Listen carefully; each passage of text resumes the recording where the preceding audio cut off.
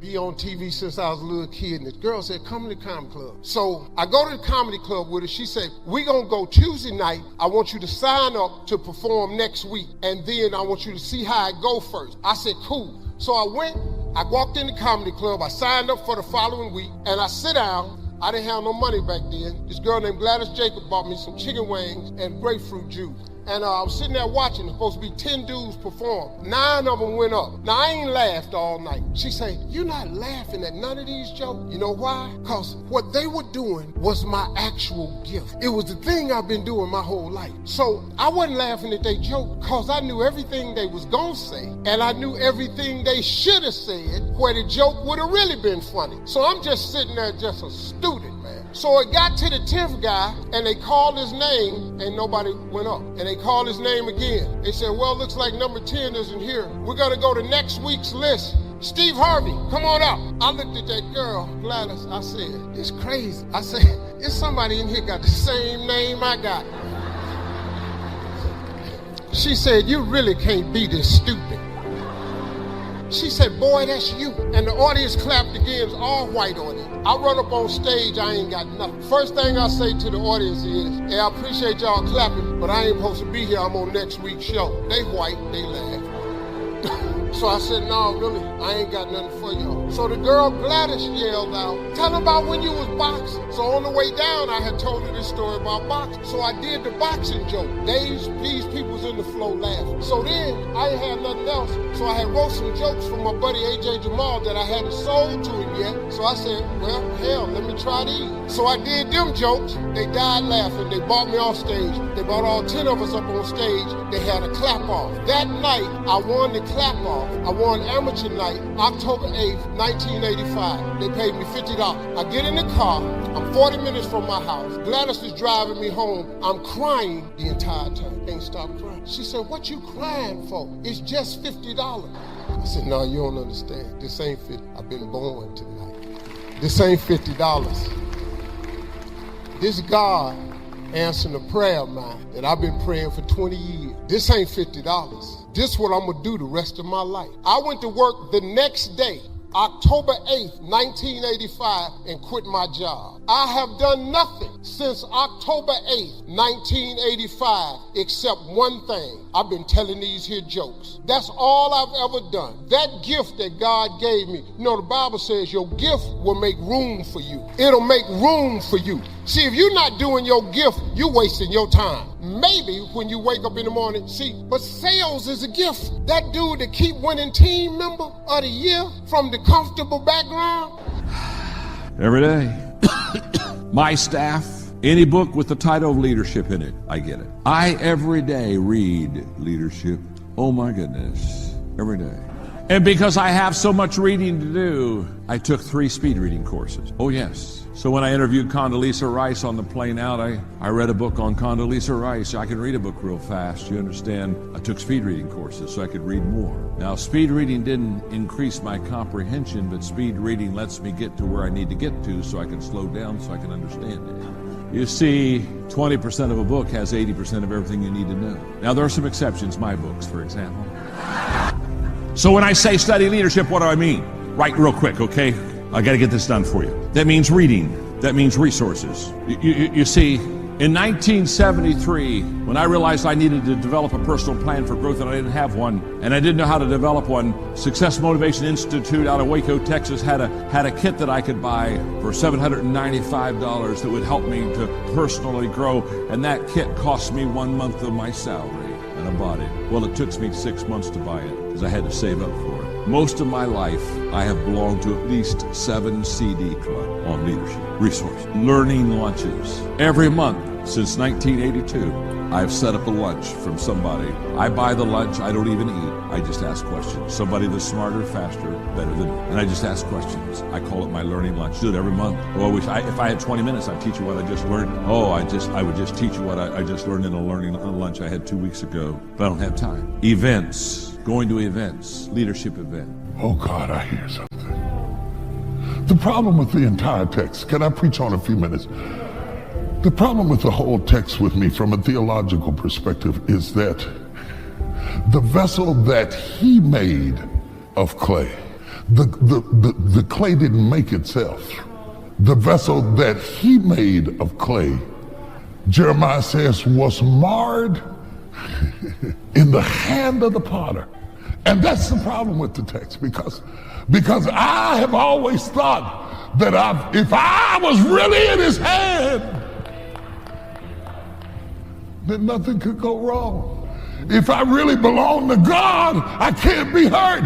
If God has got a hold of my life, I thought I wouldn't go through anything. But the vessel that he made of clay was marred in the hands of the potter. Listen at how careful.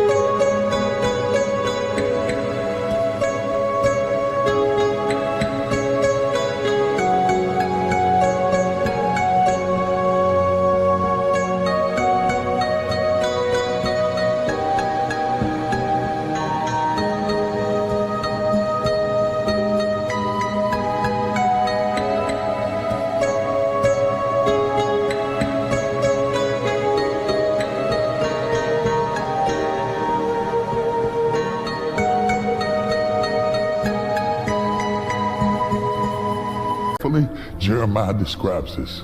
He doesn't say that the potter made a mistake. He doesn't even blame the clay. It just happened. Did you get that? That's so beautiful. I don't think half of them got that, but if you got that, that was worth me getting up this morning. It just happened. Stop trying to understand things that just happened. The Bible said, oh, Shatata, the Bible said the vessel that he made of clay was marred in the hand of the potter. He doesn't say that the clay did wrong. He doesn't say that the potter did wrong. Marcus, he just says it just happened. I have a prophetic word for somebody who's been asking God for months why, and God said it just happened. The vessel that he made of clay was marred in the hand of the potter, which means that the vessel got damaged in the process. That the vessel got damaged in the process. How can a couple who spend all of their money to celebrate their love in a wedding and exchange their nuptials in front of all of their friends and throw rice and kiss and make love for weeks end up so angry with each other that they abhor the breath of the person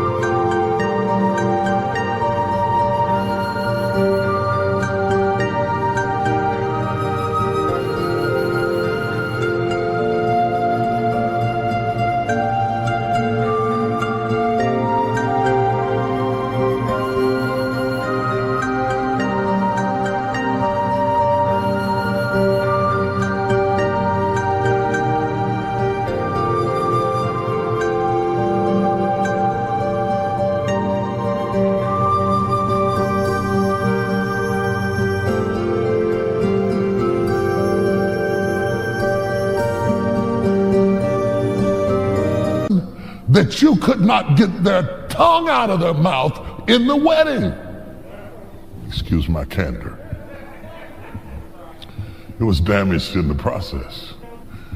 How can the baby that you held, and you couldn't put the baby down, and you held the baby so long, you let the baby sleep in the bed with you. You held the baby while you was cooking. You held the baby while you sitting on the toilet. This is my baby. This is my baby. You got 175,000 pictures of different angles of the baby's face.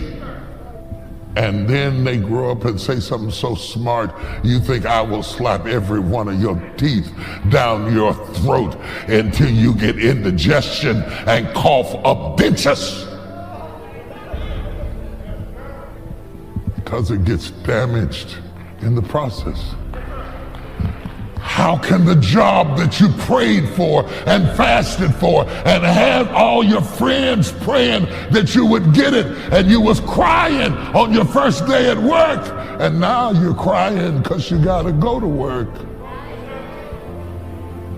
Because we are damaged in the process. There is not a person in this room or watching on this stream or watching online from anywhere in the world who has not been damaged in the process. You're here, you're a survivor, you just got through shouting, I survived, I'm here, yeah, but I'm damaged in the process.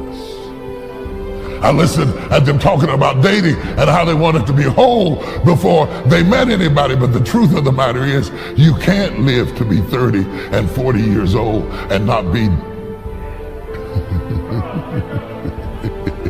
What you really need is somebody who can accept your scars.